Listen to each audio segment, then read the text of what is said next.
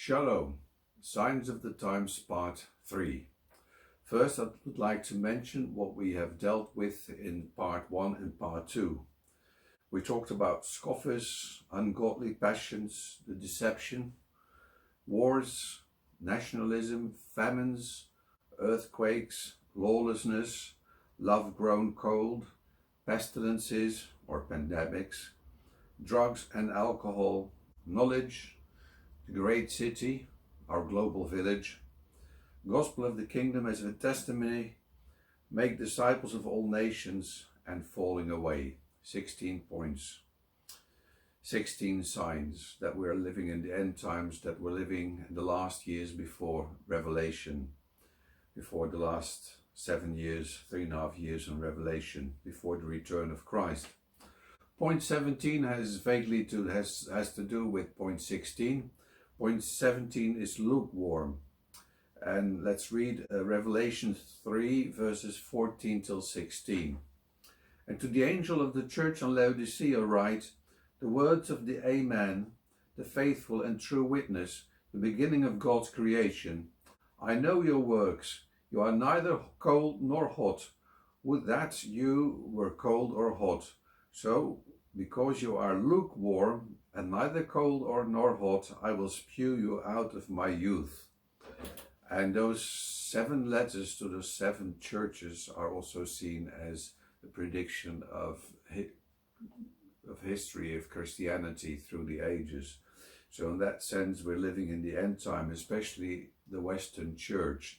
The Western Church, many people in the Western Church, they are lukewarm. And first they're lukewarm and then they fall away. But this being lukewarm is also true for other institutions in our society. You know, the average public is lukewarm.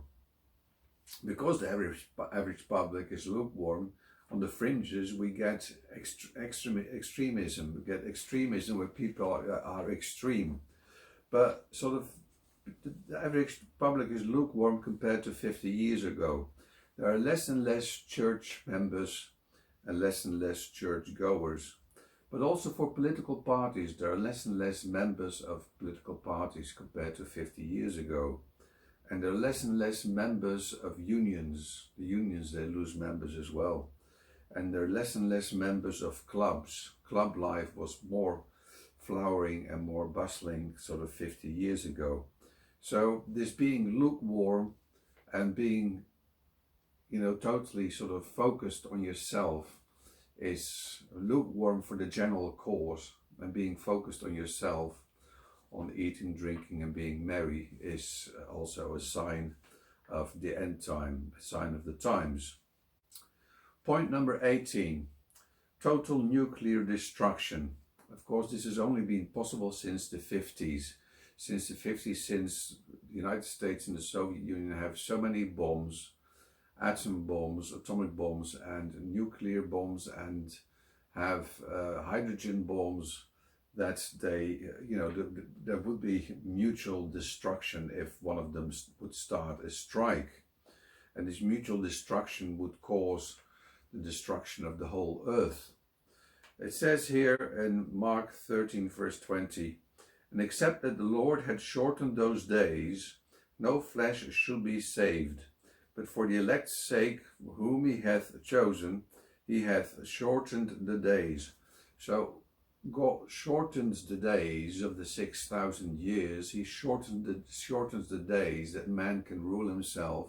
And Christ is sent, you know, a few years earlier, because otherwise mankind would destroy itself.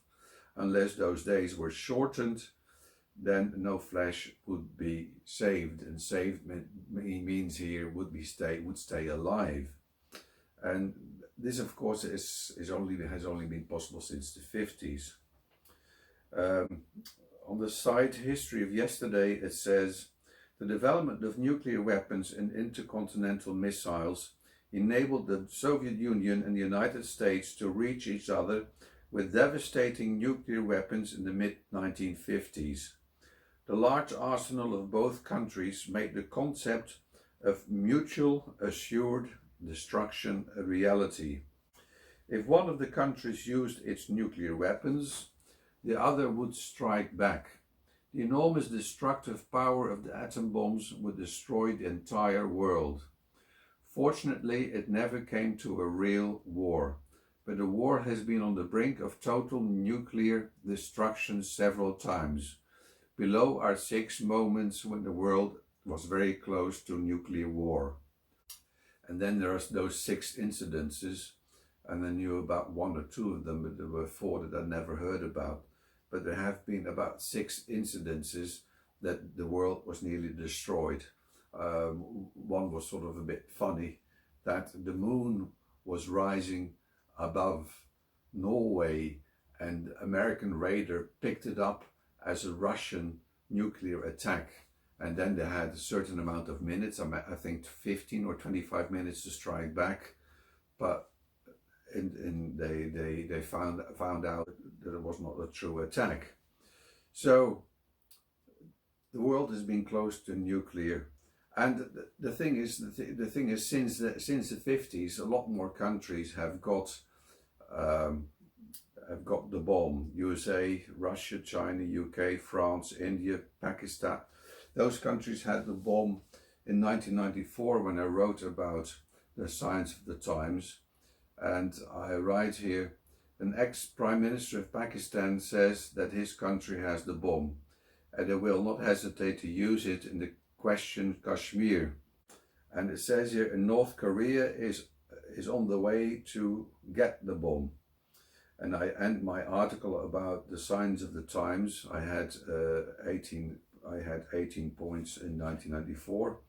Nuclear proliferation is certainly a sign of the times. And of course, since that time, North Korea has got the bomb.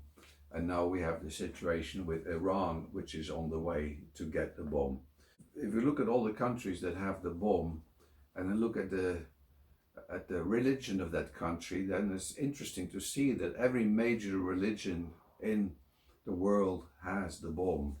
You know, with the USA, the Protestants have the bomb, and with Russia, the Eastern Orthodox have the bomb. In China, the Taoists have the bomb. In the UK, the Anglicans have the bomb, and in France, the Catholics have the bomb. In India, the Hindus have the bomb. And in Pakistan, the Sunni Muslims have the bomb. In North Korea, communists have the bomb. In Israel, Jews have the bomb.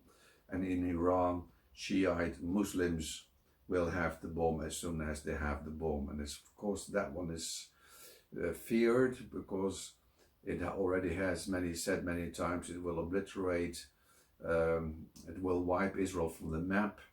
And of course, the Shiites, they are very aggressive towards the Sunnis. So no one wants Iran to have the bomb. And if, you know, the more countries that have the bomb, the more likely that it will be used. Point number 19, pollution. Pollution. And I read Revelation 11 at verse 18. The nations raged, but thy wrath came, and the time for the dead to be judged, for rewarding thy servants, the prophets and saints, and those who fear thy name, both small and great, and for destroying the destroyers of the earth. The earth is being destroyed. It's being destroyed. Well, the first way it's being destroyed is the massive deforestation. Wikipedia says between 15 million to 18 million hectares of forest, an area the size of Belgium, are destroyed every year. On average, 2,400 trees are cut down each minute. So nearly 2,500 trees are cut down every minute. It's incredible, it's mind-boggling. And they produce oxygen, you know, we need oxygen. But in pollution in general, it says here for Wikipedia for kids, I discovered Wikipedia for kids, which is a very easy wording then. Pollution is when harmful substances are added to the environment and then changed in a bad way. There are 5 kinds of pollution of the environment. water pollution, air pollution, noise pollution, soil pollution, and thermal pollution. And of course we can discuss pollution for hours. And I just sort of want to enumerate things that have come to my mind. Fine dust, exhaust gases, industrial waste, tamper software, smog, acid rain, carbon dioxide emissions, methane emissions, and emissions of all sorts of other gases, greenhouse effects, hole in the ozone layer, plastic soup in the oceans, asbestos in the air, PFAS, chrome-6 containing paint, and there are many, many, many things that the world is being destroyed. And we all do this together in a way, because of our welfare, because of our great consumerism, that all the people in the world, you know, the people in the third world, they want to live like we live in the Western world. But if they did, if they would, then if they were to live like us, all the people in the world would have, you know, would have access to this wealth, then scientists have said we would need 4 Earths to sustain that level of affluence. And of course the world has been destroyed also by nuclear disasters. There have been many nuclear disasters. The worst 5 ones are Chernobyl nuclear disaster in Russia in 1986, and then not so long ago Fukushima in Japan 2011, the Kustum nuclear disaster, I'd never heard of that one, in Russia in 1957, Windscale fire nuclear disaster in Sellafield, UK 1957, and the 3 Mile Island nuclear accident in Pennsylvania. And I knew about the last 2 ones. They are well known, especially because they are in the West, and of course then they've been well covered by the news media. So, and there have been more lesser ones. So, and the problem of course is that we can't clear it up. You know, when there is a nuclear disaster like Chernobyl, it's there for thousands of years, and Christ will have to come to this earth to clear it up, to clean it up, because man can't clear it up. And maybe that's one of the things, one of the proofs, one of the reasons why man shouldn't tamper with nuclear energy and nuclear bombs, because we can't clear it up. We can't undo the radiation. Point number 20, global warming. Revelation 7, verse 13 till 15. Then one of the elders addressed me, saying, Who are these clothed in white robes, and whence have they come? I said to him, Sir, you know. And he said to me, These are they who have come out of the great tribulation, for they have washed their robes and made them in white in the blood of the Lamb. Therefore are they before the throne of God, and serve him day and night with his temple. And he who sits upon the throne will shelter them with his presence. They shall hunger no more, neither thirst any more. The sun shall not strike them, nor any scorching heat. So after the great tribulation, there's coming a lot of heat.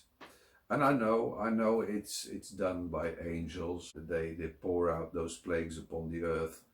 But it's logical that we see the things increasing now. So there is this pollution, and this pollution is getting worse towards the end. There is this heat, this global warming. The world is warming up, and it's getting worse and worse towards the end, when it will be at its worst. In Revelation 16, verse 8 and 9, the 4th angel poured his bowl on the sun, and it was allowed to scorch men with fire. Men were scorched by the fierce heat, and they cursed the name of God, who had power over these plagues, and they did not repent and give him glory. So again, fierce heat is coming, and we see the world already warming up, and is getting towards it's the same as weather. We get the worst weather in Revelation, and we get weather patterns which are getting worse towards that.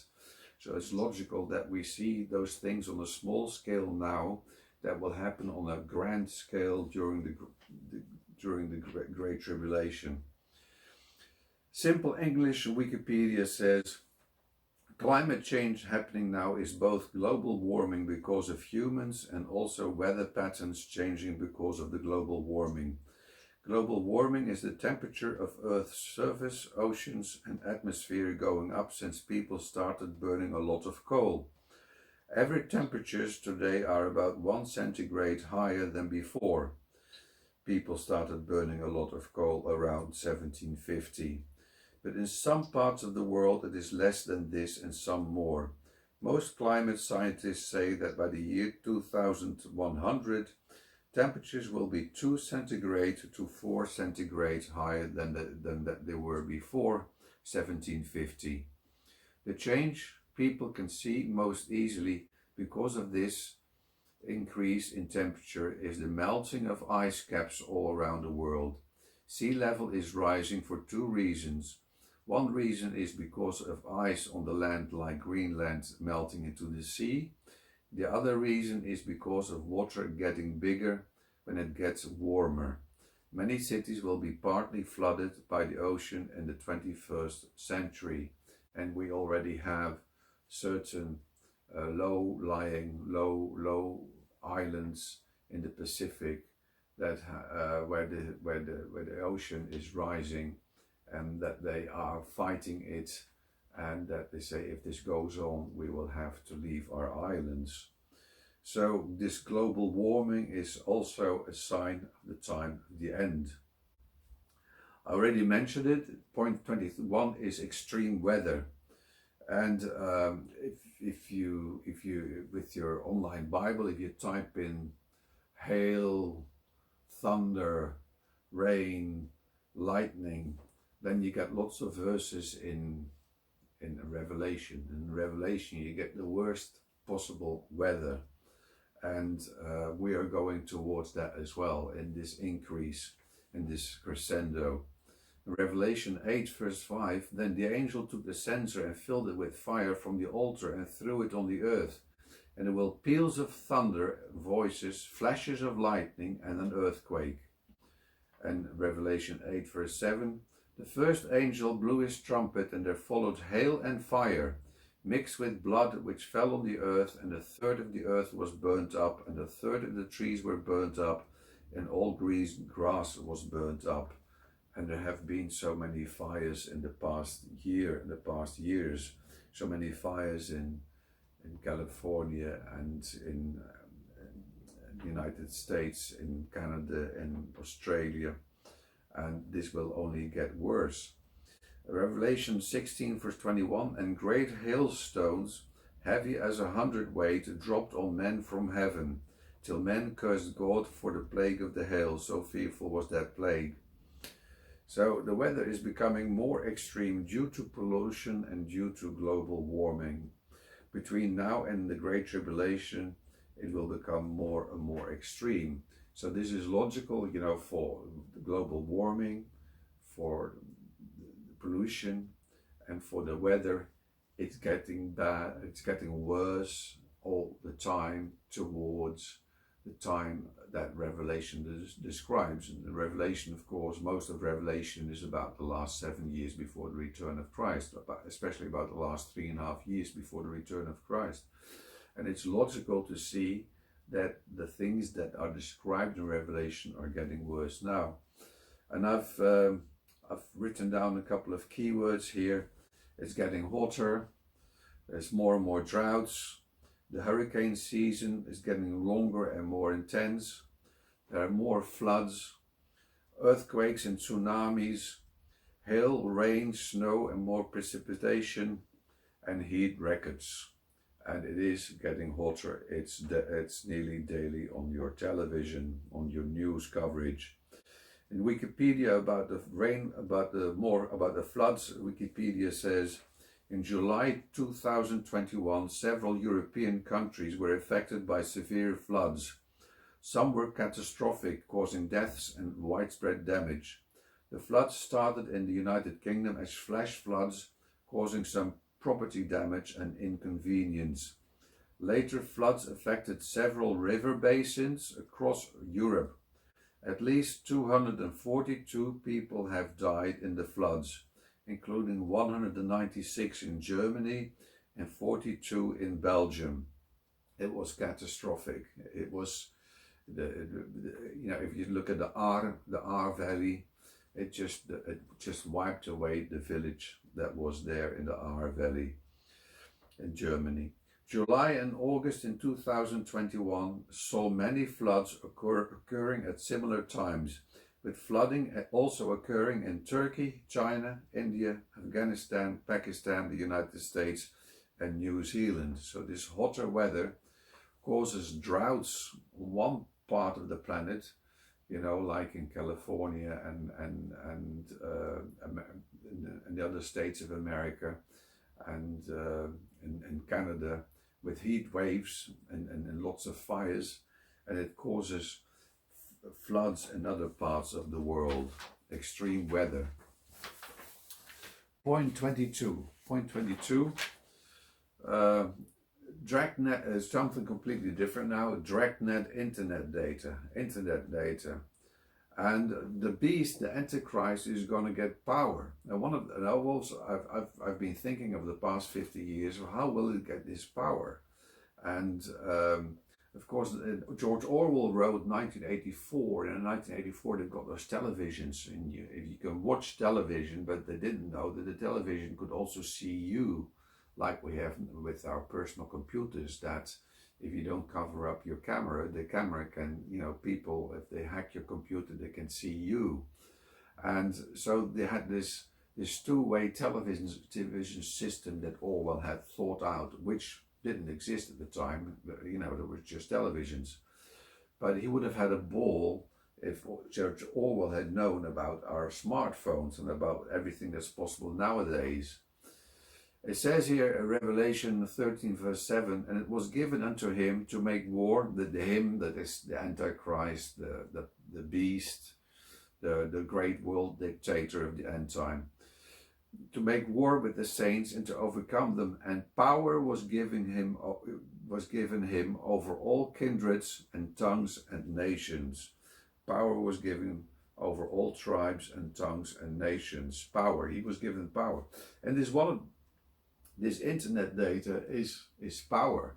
This power, because if you have a smartphone, and we're moving towards the time that everyone will have a smartphone, and because the older generation, they're dying off, or they're getting one as well. I've got one as well. I didn't have a smartphone and I didn't need one, but then the Lord told me that I had to make those videos, so I got this smartphone, and I've got one now as well.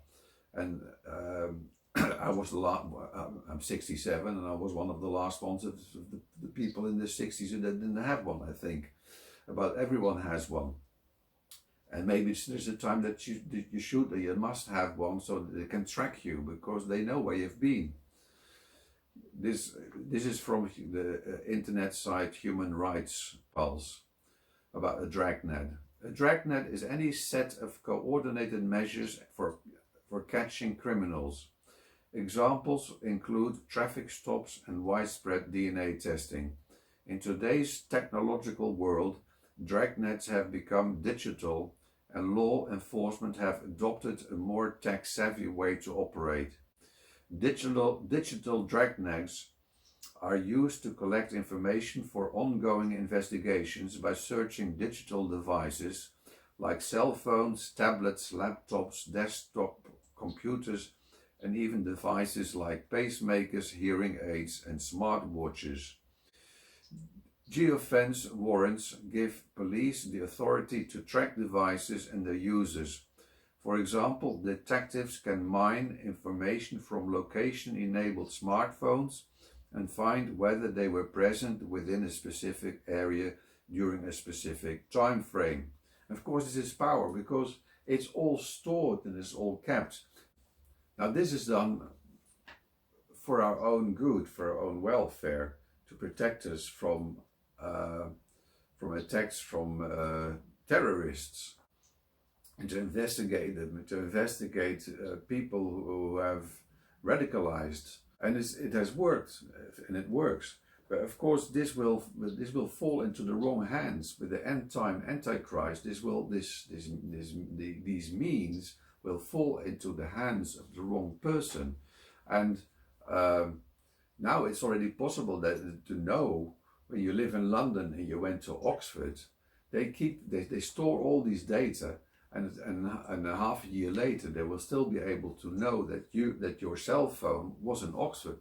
But in Oxford you got cameras all over the place, CCTVs, and they will check those, and they will find you, and they will say, well, it was you, it was your car. They've got, your car has been photographed on the motorway, and your cell phone was there, and they will find you on the CCTVs, and you were there as well.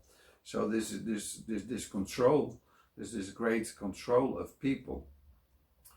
It says here, in the same human rights pulse, it says here, as recognized by the 2018 United States Supreme Court, Carpenter versus the United States, geodata functions as an intimate window into a person's life, revealing not only his particular movements, but through them his familial, political, professional, religious and sexual associations.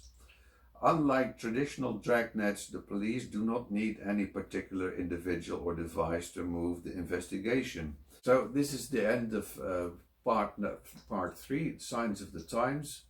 I hope you will be interested to watch number 4 as well. And of course, I hope you will have given your life to Jesus Christ. And if you haven't, do so today. Amen.